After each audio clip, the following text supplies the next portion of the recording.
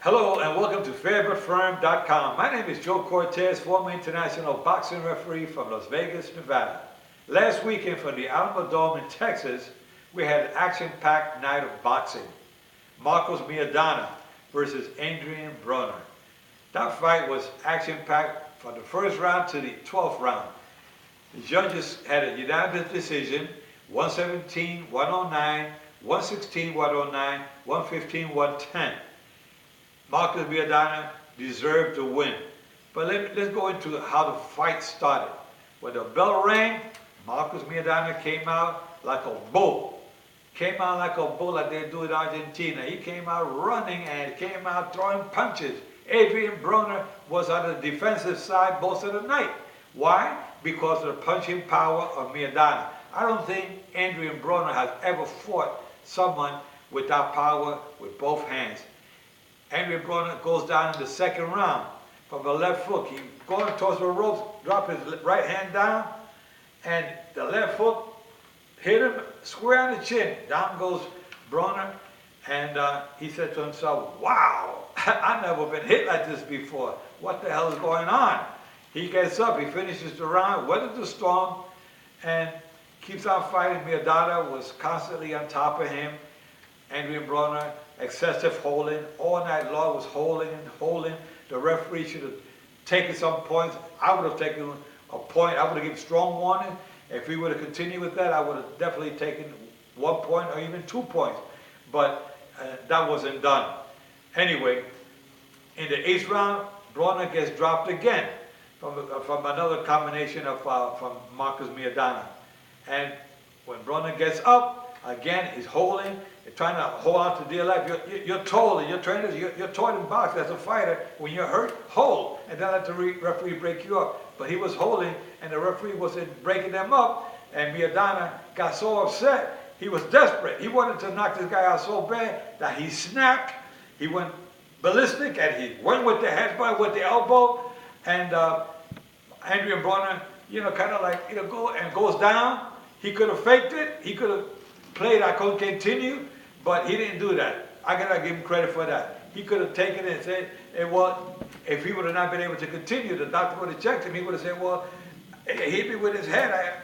My jaw is hurt. I can't continue. You know what would have happened? Maidana would have lost by disqualification, because that's what the rules say. Fighter causing injury from an intentional foul loses by disqualification. There's no way of getting around that. So he got away with it. Broner got up and continued to hold and weather the storm, but it was a nightmare. Talking about a nightmare, wow, that was really a nightmare for Adrien Broner.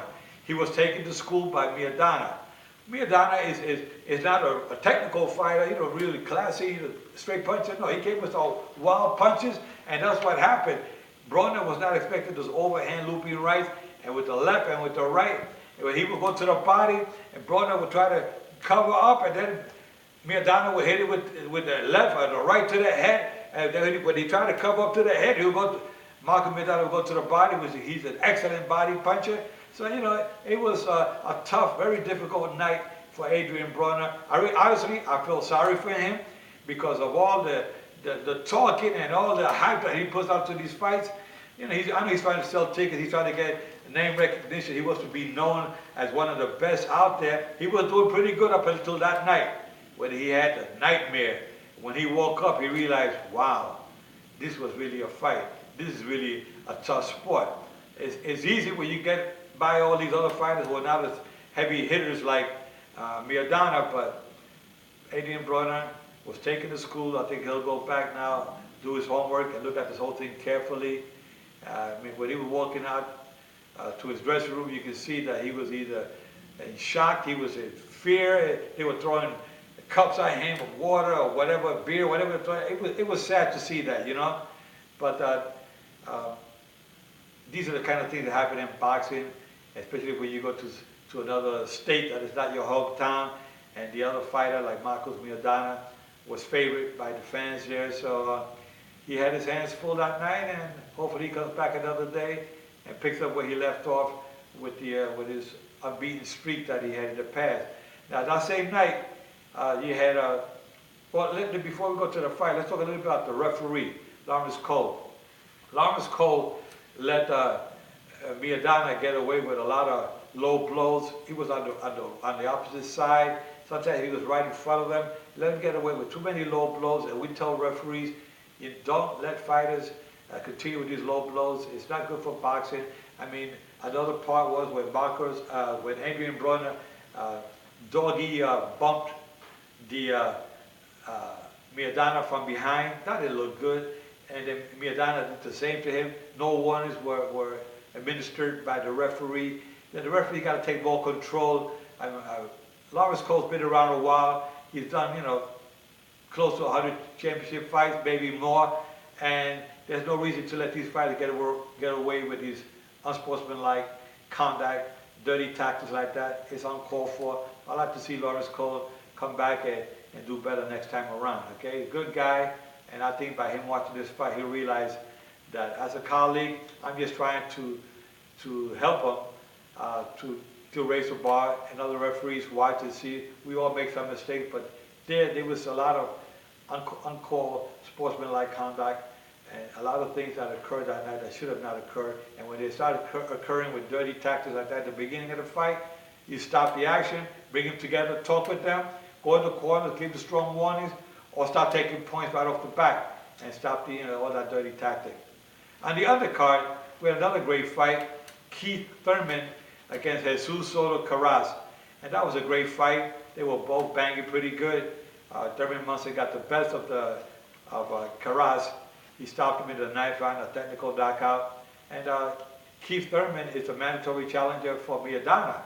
So being that Thurman is such a good fighter, has the height, the reach, punching power with both hands. He's more accurate with his punches. He's more of a straight punch type of fighter. He doesn't come with wild punches like Maidana does.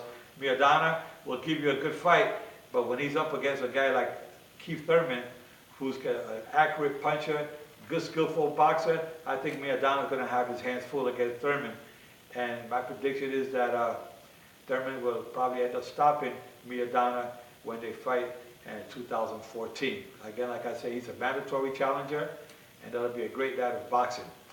Now, coming up in January 3rd, this fight will be coming from Minnesota for the IBF Junior Lightweight Champion, Agnes Mendes versus Francis Bethamy. Francis Bethamy will be a fighter that comes to fight. Mendes, we've seen him in the past, good fighter. That's coming up Friday night fights, Mike Tyson promotion.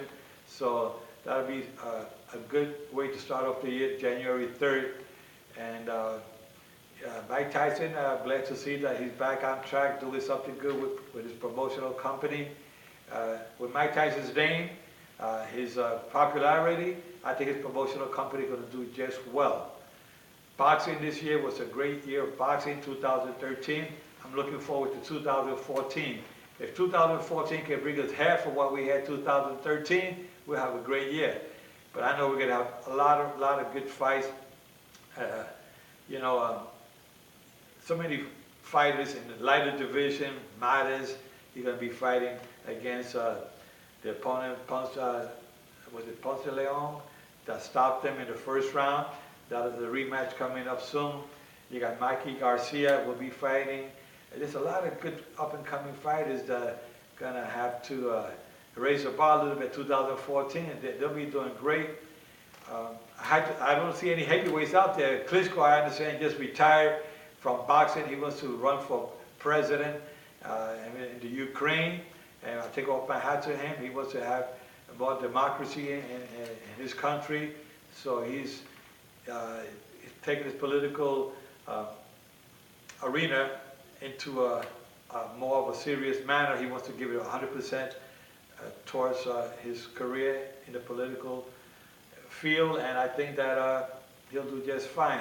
His brother still remains, the other half is the, Vitaly is the one that's going to go to states as a champion, and I'm sorry, not Vitaly, the older brother is the one that's going for politics. I get them both confused, but anyway, they are one state's champion and the other one going to politics, so it's going to be a great thing for the Klitschko brothers, knowing that they want to do something good for their country.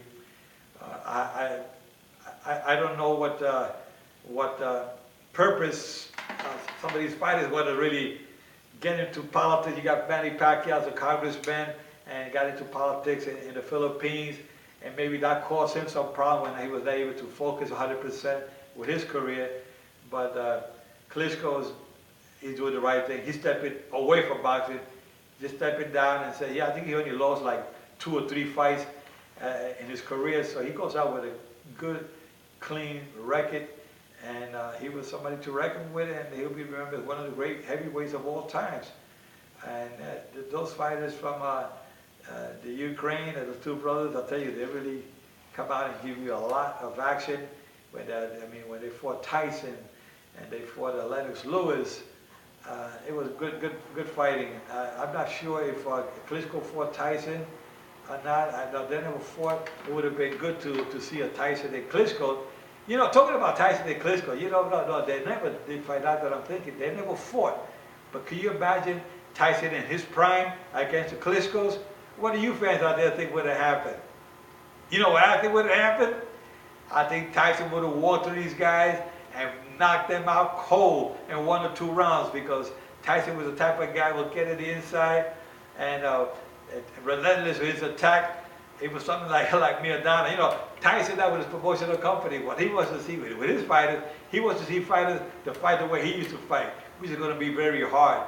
But you have a lot of good fighters out there who are relentless, want to raise the bar, want to say, I'm with Mike Tyson promotion and we're doing, Mike Tyson wants to take care of these guys. Mike Tyson wants to make sure they get paid properly and that they are given opportunity to fight as often as Mike did. Mike was fighting every month when he was coming up in the ranks. We can't do that too often. There's too many fighters that can fight every month. I remember way back then, back in the early 60s, mid-60s, a fighter by the name of Gaspar Indian Ortega, who started me out in boxing. Gaspar, 1 year, he had 27 fights. Check him out on BoxRec. Gaspar Indian Ortega had 185 professional fights, and just before he retired, he was fighting sometimes 2 or 3 times a week. He was fighting Monday here, Tuesday there, Friday here. You look at that record, BoxRec, Gaspar Ortega. Guys, with that said, take care. Talk to you next week.